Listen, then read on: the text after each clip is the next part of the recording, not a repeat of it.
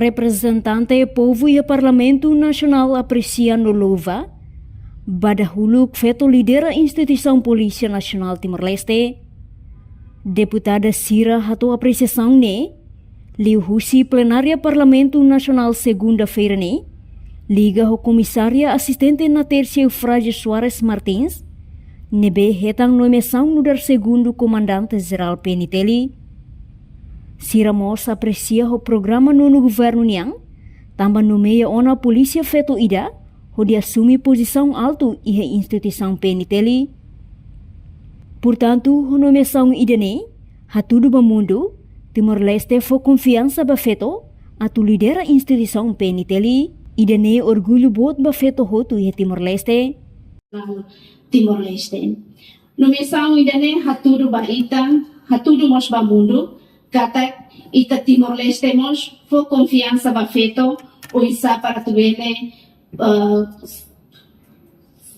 lidera instituição segurança, liliu Polícia Nacional Timor-Leste. E dene pessoalmente bahal orgulho tebes e Timor-Leste marca história fonida e é itanya o konrasigani dene.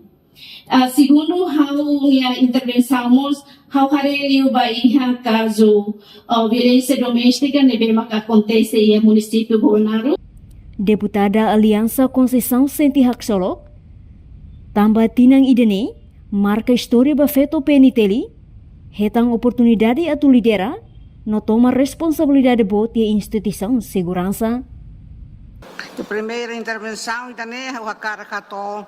Parabéns para o comandante-geral do PNTL, Sr. Afonso dos Santos, no segundo comandante, Sr. Natércio Martins, nebehetan responsabilidade boto de lidera PNTL. Contente tebes, também feito malo guida, belhetan oportunidade, de lidera instituição bot ida ne. Nehane são passo significativo ida, baoen, de continua promove igualdade de gênero, não reconhece competência, o feito cidadania, ou ocupa cargo, não lidera instituições Sira. Ao deseja na fato em sucesso, vai tabot Sira no desempenho e recnar a confiança, katak, e tabot Sira na liderança, se contribui barramete em segurança e reitanierain.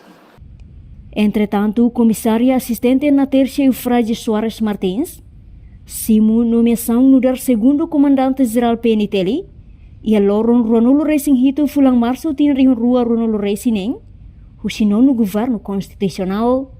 Reportagem Epifânia de Carvalho, Televisão Timor Post.